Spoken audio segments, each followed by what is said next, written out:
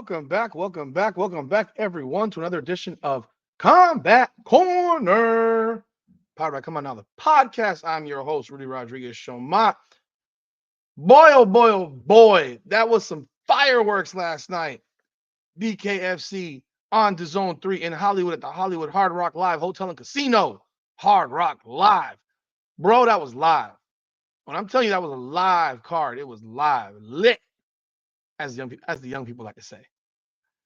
Anyhow, if you are new to this channel, I appreciate y'all jumping on. If you haven't seen, I've dropped a bunch. I've dropped the post-fight press conference videos from the event. We did cover it for or Come On Now, the podcast, Combat Corner. We were in the building. We have posted on Instagram some photos provided by us by BKFC. Also, some that we took ourselves on Friday at the weigh-in. Let me tell you, this was. If you have not watched the BKFC card yet, you need to start watching it. Because if you like lightning in a bottle, you get it here. You get it. I mean, you might get occasionally a 5-round fight, and that's just incredible to me when you watch how these guys hit each other and women. Like they hit each other hard, and it can get gruesome. But this card, it lived up to everything that I thought it could live up to. I mean, bangers up and down the card. I think there was only one decision in this card. And it was a fight where realistically, the guy who won absolutely mauled his opponent for most of the fight. I mean, he beat him. I mean, he landed some bombs, dropped him a couple times. Guy got up and kept going. So let's talk about this card. But before we do that, if you have not been here before, please be sure to like the video, subscribe, comment on the video. Trying so very hard to grow the combat component of our podcast. I am a huge combat sports fan, MMA, boxing. I mean, heck, yesterday we had Alexander Usyk versus Tyson Fury, and I will do a video on that one as well because I did see that fight also. I wasn't there, but I saw it. And please be sure to like, comment, subscribe, all that good stuff. Greatly appreciate y'all. Main event. Let's start from the main event. Jared Warren, the defending champion, is Mike the Marine Richman. Mike Marine Richman is getting married in 2 weeks, and he's going to have one hell of a honeymoon because he put on a show. 44-second knockout. I mean, just an absolute performance. This fight right here, my goodness. Warren is a good fighter. Richman comes in. He might be retiring. This guy was considering retirement. He lands a shot across the jaw that just flattens Warren. I'm floored that Warren got up because he looked done. But he got up. And Richman lands another shot right to the temple. And you're like, oh my God. That was it. Fight gets stopped. 44 seconds. Mike the Marine Richman is the new champion, and now he's not retiring, although his soon-to-be future wife wants him to retire, as he said in the post-fight presser. He's not going anywhere. Not with the belt. There are some options on the board for him. Mike Perry is one in the conversation for the King of Violence crown. I mean that will they're similar in weight. And Richman took this fight thinking he's looking at fighting at 175, and he's fighting at 185, and he's not a champion. Where does Jared Warren go? I mean, he's going to keep fighting.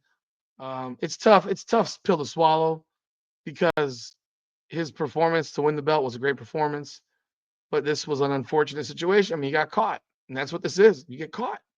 It's lightning in a bottle, man. It won't be the first time. I mean, everyone at some point in this sport will lose. I don't care. This is not MMA. This is not John Jones. If John Jones had to throw hands straight up with somebody, he would get knocked out. But this is not MMA. So he has the wrestling, he has the kicks, he has all that stuff. Bare knuckle, you will meet your match at some point. Just the truth. Co-main event of this fight card. Christine Misfit Ferea against Christine La Ambasadora. I think that's what it is. La Abusadora. I'm sorry. Abusadora. I don't even, I gotta look. What does that mean? Abusadora. I don't even know what that means. It's a reggaeton song. I have no idea what, I don't know what it means. Let me see the meaning.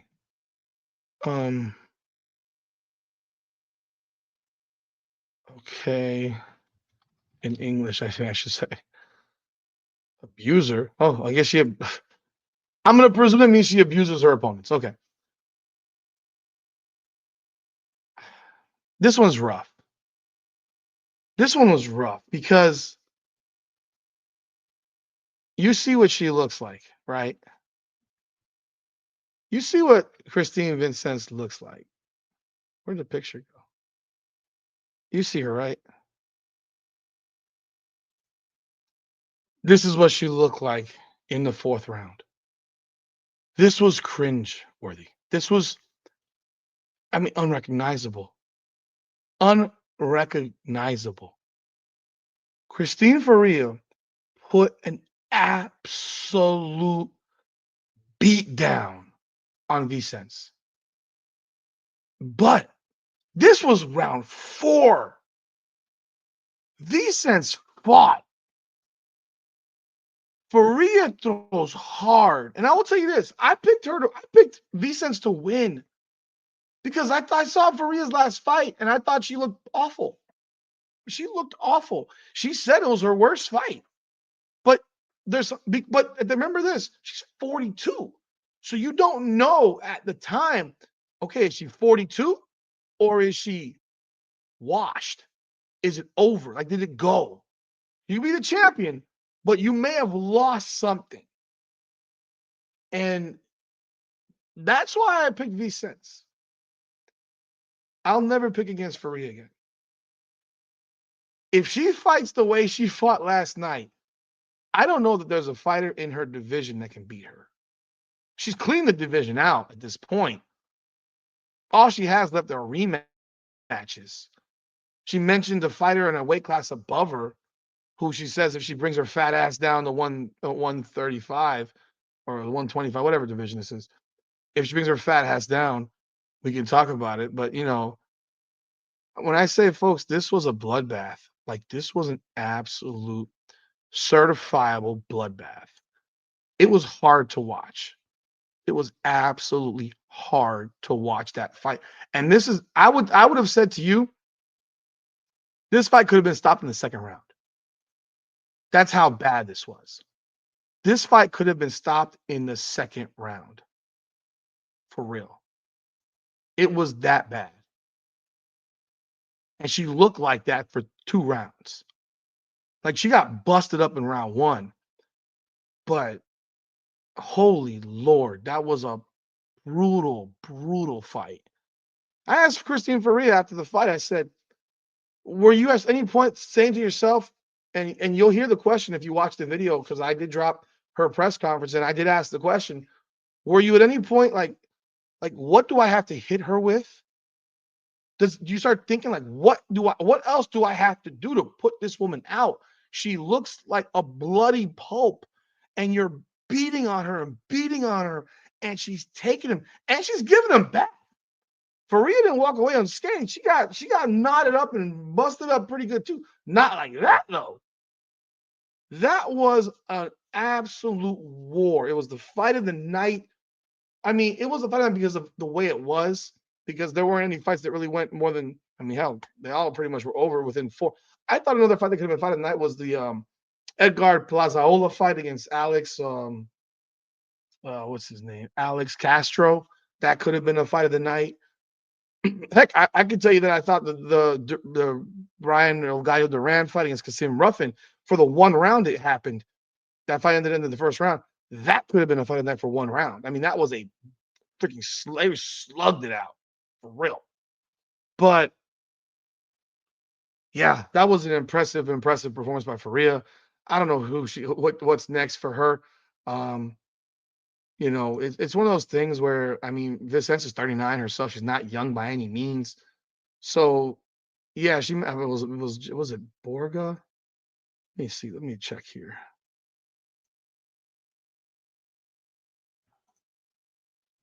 Let me find this. Um, I can't find the name.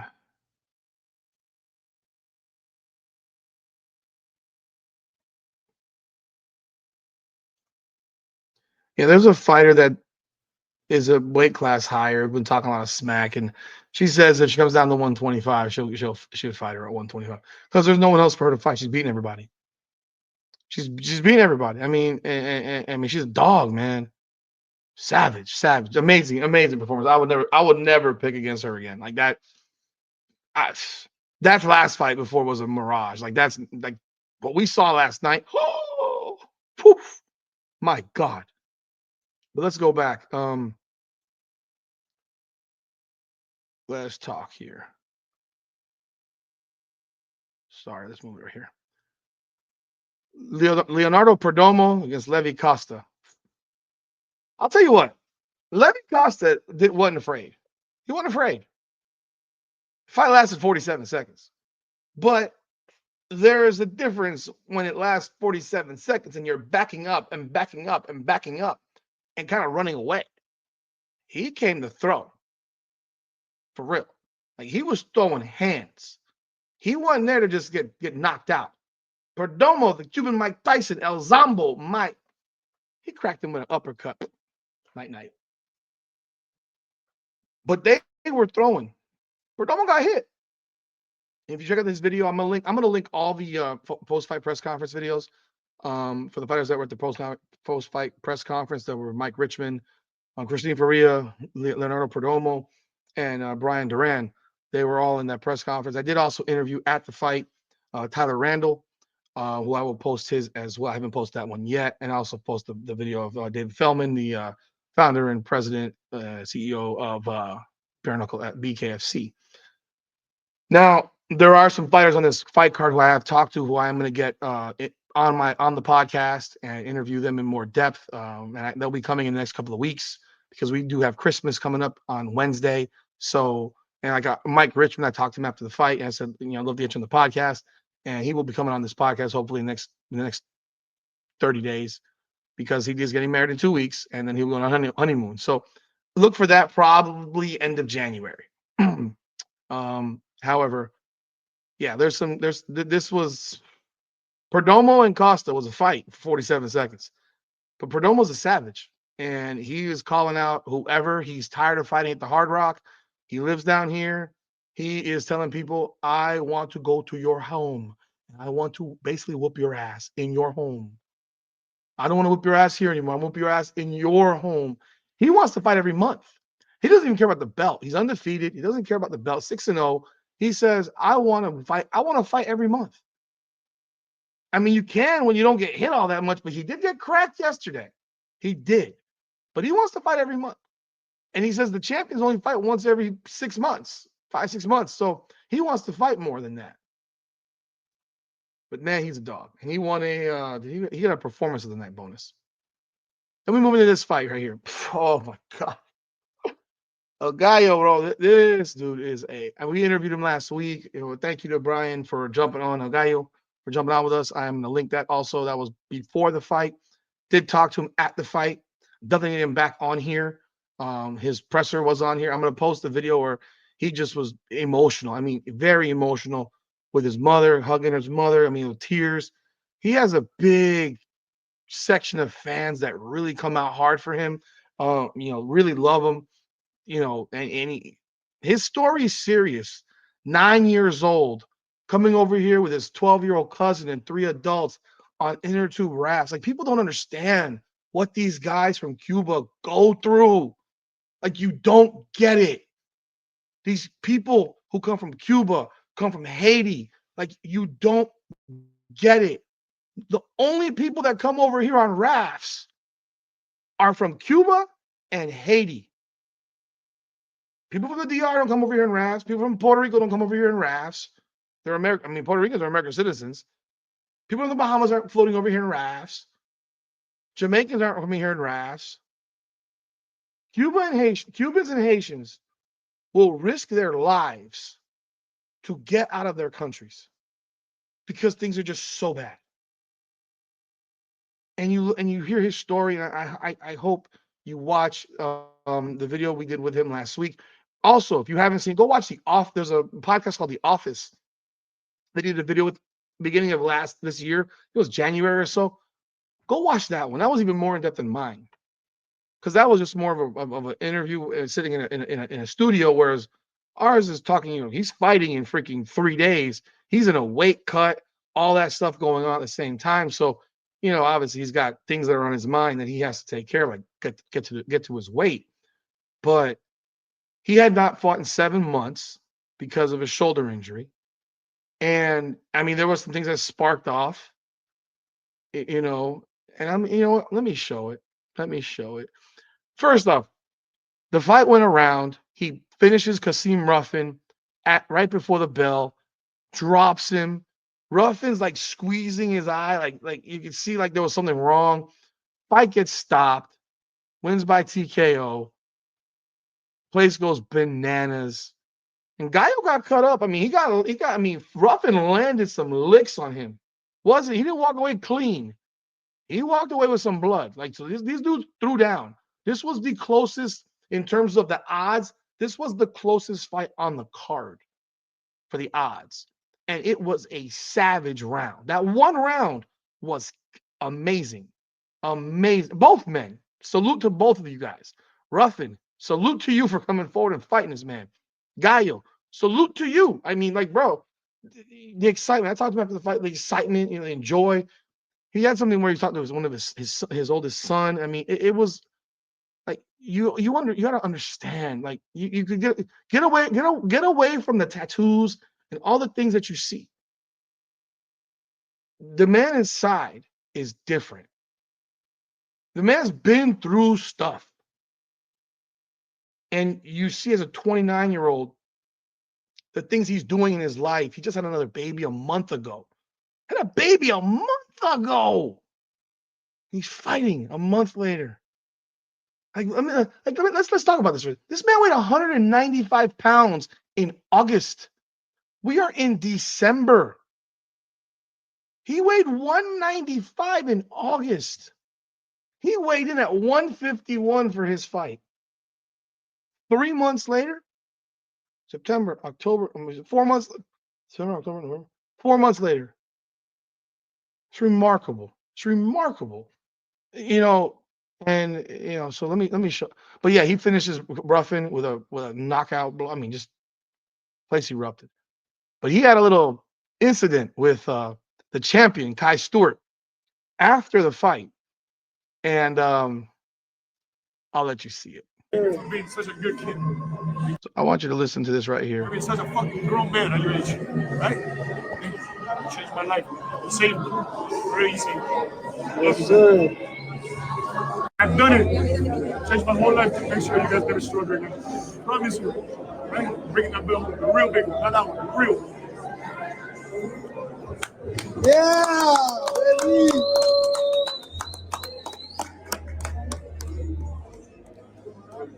Thank you for being such a good kid. Thank you for being such a fucking grown man at your age, right? Thank you. All right. So that is him talking to his son after the fight. I was standing right there when that happened. I mean, that was just beautiful. But I want to find the video here of the post fight.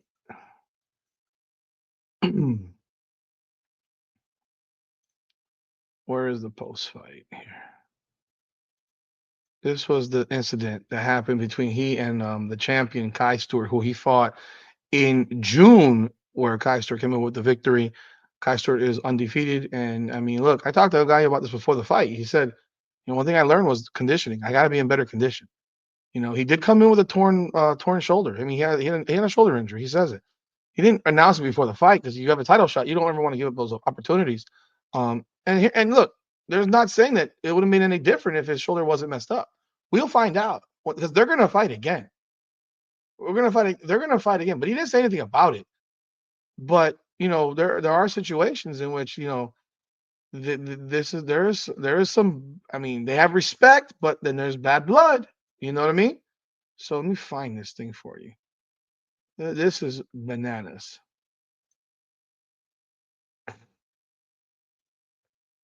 Sorry.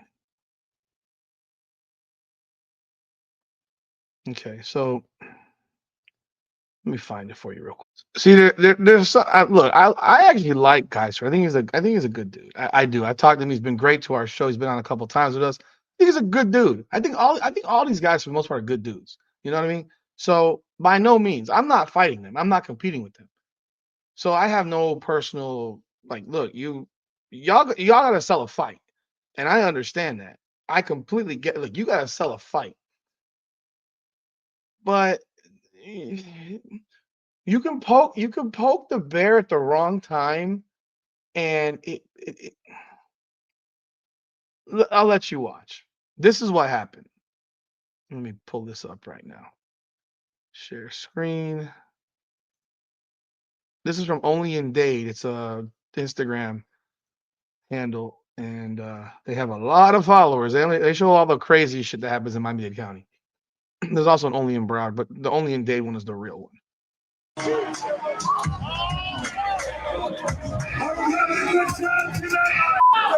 thought your shoulder was better, Duran. That's Kai Stewart. Duran, did you not learn how to fight?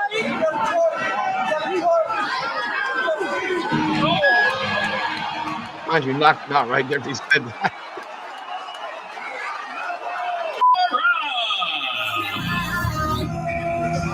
Yeah, that's Kai Stewart. He held back. He's got a pocket going on him.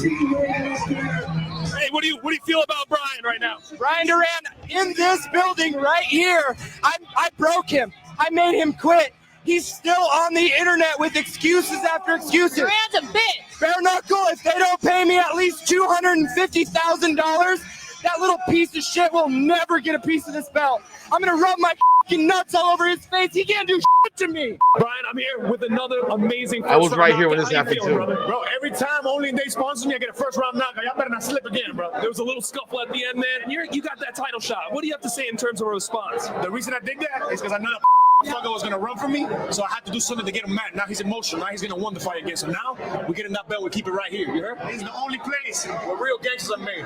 Only in Dade.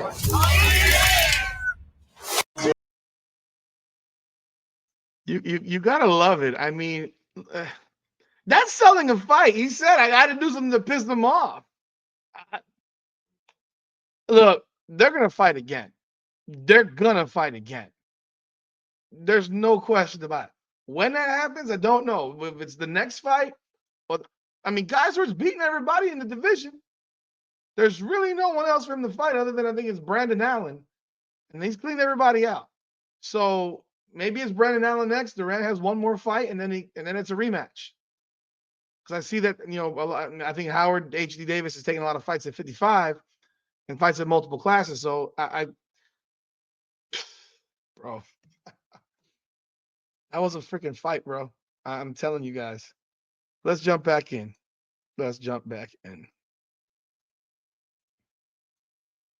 Now we got this fight right here. Here's another one with a great story that I'm going to be talking to in the next week or next week or so.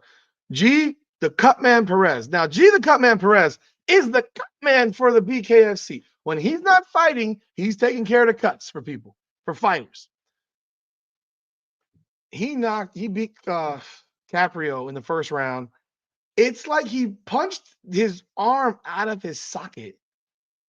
It was weird. I don't know what really happened. I mean, he was winning the fight, and then he hit Caprio with a shot that looked like it went kind of like underneath his arm and may have separated his shoulder because he couldn't go forward.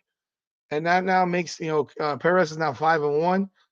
Who he fights next? I mean, he's in the division with Dodson.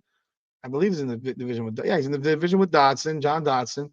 So he might be calling out John Dodson. It's a possibility. I mean, it seems like it makes sense. There are other fights that are there as well, but a fight with Dotson, I wouldn't be surprised. I will be talking to G Perez in the next few weeks as well. Bring him on the podcast. I did talk to him after the fight also. You know, another guy with I can't wait to hear his story. I cannot wait to hear his story. Another guy, inner tubes from Cuba, floated over here in 1994. You guys, you can't make this up. These are stories like you cannot. These guys. He grew up in Pahokee, Florida, Belgrade, Florida. He went to Belgrade first, then Pahokee. Grew up in Pahokee. I mean, that's where they pick sugar cane, I think it is, or whatever, in that area. Like it's a very, very impoverished area of South Florida. I mean, the Pahokee Belgrade area, those two areas are two of the 10 poorest cities in Florida. And now this guy's here. It's just it's wild. I can't wait to talk to him about this. It's just awesome story. Justin Ibarrola, Joy Boy. This guy is a character, bro. He is a character. He comes, I mean, the blue hair, obviously, but he comes with a gimmick at every weigh-in. Comes in with a naughty list for Christmas, and he puts this guy's name on it, Perez's name on it. Then he has mistletoe. He turns his ass to Perez in the weigh-in and puts the mistletoe over his ass to kiss his ass. I'm saying, like, come on, man. You'll see in the photos if you go to our Instagram page. This is hilarious. He broke Perez's face in round 2. He hit him with something because he was already busted up, but he hit him with something that I don't know if he shattered his left side of his face, but he cracked him good. It was like, no, I got nothing left. It was like it was a tap out to strikes. I mean, incredible performance. After the fight, in the press conference where I did post it up, he said himself, I want money fights. I don't care about the belt. I want money fights. But he's also mentioned that he has now fixed his dieting. He's training harder. This is a guy you need to watch out for in the future. He's 135. I mean, he could be looking at, I mean, even though he says he doesn't care about, the belt, I think a fight with Alberto and Elindio Blas could be coming soon. I don't know what the rankings are at this moment. Let me see what the rankings are at 35. He's ranked second. Reber just lost to Blas. Richardson got lost to Blas. I mean, yeah, he might be next. Unless Blas goes down to 25 to fight Dotson for the belt, there's the great possibility that that's the next fight for him. Now, let's jump back in over here. Great performance by Ibarrola. He got a performance of the night bonus as well.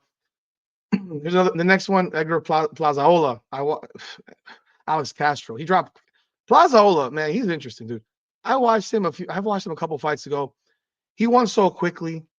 I'm sitting in the stands. This is before I covered the event. And I'm sitting in the stands. He comes up and I'm sitting next to all his family members. I didn't know this. I had no idea. So I'm sitting next to all these people that are in his family. He walks up. He's dressed like an accountant. Like, I swear to God, if it wasn't for the beard, if he shaves the beard down to a normal, he could look like an accountant. I'm dead ass serious. The way ready to go play golf. Dress slacks, polo, tucked in, clean. Man just got into a fist fight. It's crazy. Last night was a fight. These two dogs went at it for 4 rounds. He finished Castro off in the 4th. Hell of a performance. I mean, they knuckled up, like, for real. That could have been fight of the night. It wasn't, but it really realistically could have. Great fight. Plazola now is 4-0.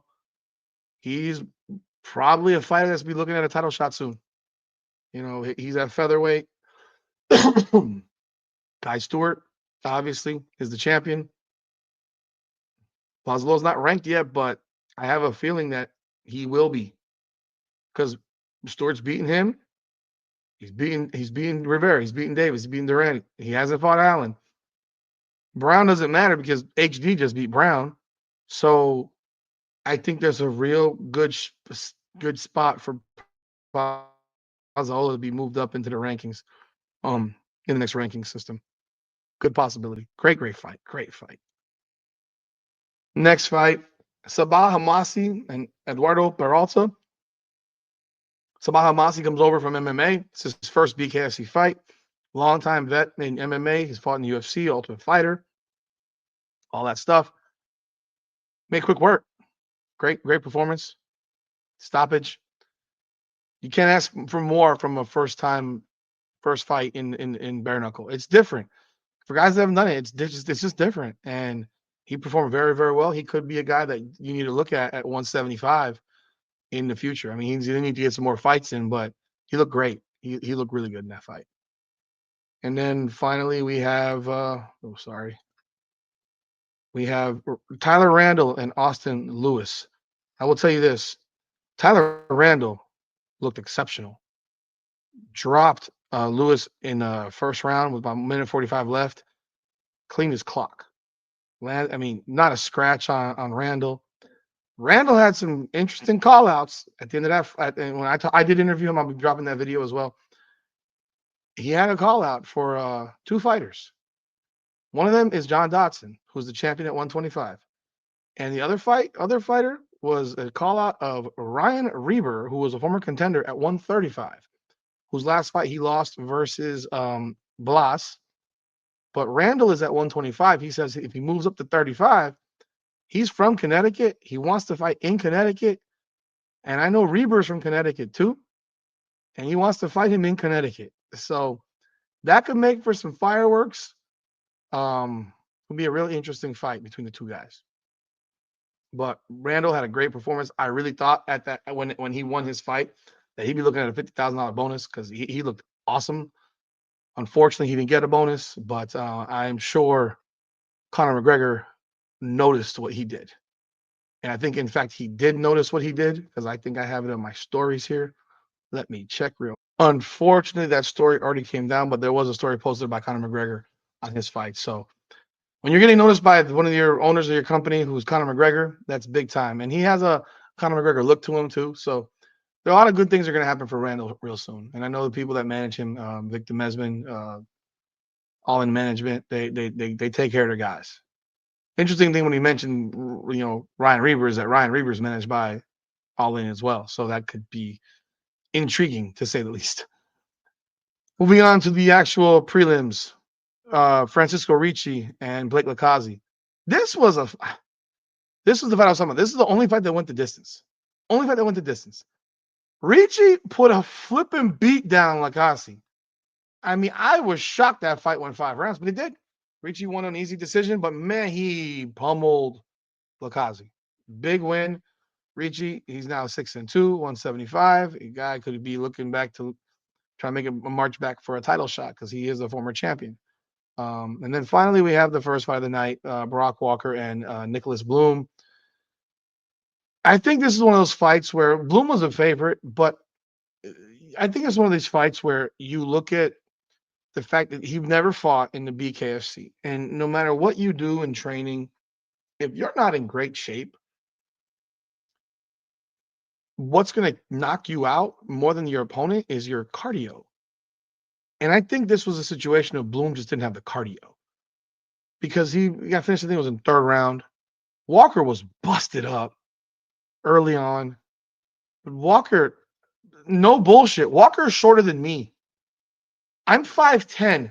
I stood right next to Walker after his fight. The dude is right here on me. He's 5'8", maybe 5'9". I want to see what they have him listed at because he's not 5'10". He's listed at 5'9". He ain't 5'9". He's 5'8". This guy's 5'9". I mean, the fight itself, they threw hands. I just think Bloom got really tired. Like it was one of those things where he got hit in the stomach a little bit and he went down and it was like, that's it. That to me is not, he's not hurt. He's just has no air left. And I think if Bloom comes back and fights some more, he's going to learn that you got to be in shape. Because Walker does not have the fighter body. He has a belly. I mean, he's a chunky dude. But what he does have is cardio. I've seen bigger, fatter dudes who have hella cardio. And he has cardio. And that's something that I think that Bloom, if he continues to fight, will have to improve the cardio, and that will be a big thing for him. Because I don't think he lost that fight because he just couldn't fight. I think he just got really. I just think he got really tired. And so that's it for this. I mean, at the end of the card, David Feldman, the president, announced a $25 million tournament that's going to start in May. It's going to be a 12 to 18-month tournament going to multiple, he said 5 continents. He didn't give a lot of details as far as weight classes. From what it sounds like, there's going to be a gap of weight class. It's going to be a large weight class. So you could be small, you could be big. And I don't know if it's 25 million for the person that wins, because that seems like a bit much to me. We'll see as information gets let, as they release information on this. But it's going to be in 5 continents. They're going to Dubai in April. BKFC, folks, is blowing the fuck up. It's blowing up. And this is like, I feel like I'm watching the UFC in its early infancy. I especially, not so much the 90s, because I watched UFC in the 90s. I've been watching UFC since it started. But more so in terms of after the Ultimate Fighter in 2005. That's what I feel like I'm watching. I feel like I'm watching BKFC in a spot where after the Ultimate Fighter. When the Ultimate Fighter kept the UFC alive. I feel like I'm watching that. I feel like I'm watching the birth of something that's going to be freaking amazing. And I'm excited to be able to cover this. And I mean, right now I can only cover local events because I'm not flying all over the country, all over the world potentially to cover these events. But I know they'll be back here, I think in March. I think they're gonna be back here in March. So of course we'll be there again. Tell you what, if I can get up to Philly at the end of January, I'd love to do it. We'll see if I can get that worked out. Definitely will be watching it. It's a monster card. But yeah, this is exciting, guys. And if you haven't watched BKFC yet, you need to get on board. That's all I got. I will be having interviews coming up with these other guys that I mentioned. I got G. Perez, Justin Ibarrola, Joey Boy, Edgar Fazaola. I talked to him as well, and Mike Richman. So hopefully I get to talk to them. I'd love to talk more in depth with Leonardo Perdomo, but language is an issue. He speaks his native tongue is Spanish, and his English is really not very good. So I don't know that'll make for a good interview for you guys. But we'll see. All that said, appreciate y'all. This is Combat Corner. Power coming on the podcast. Come on now.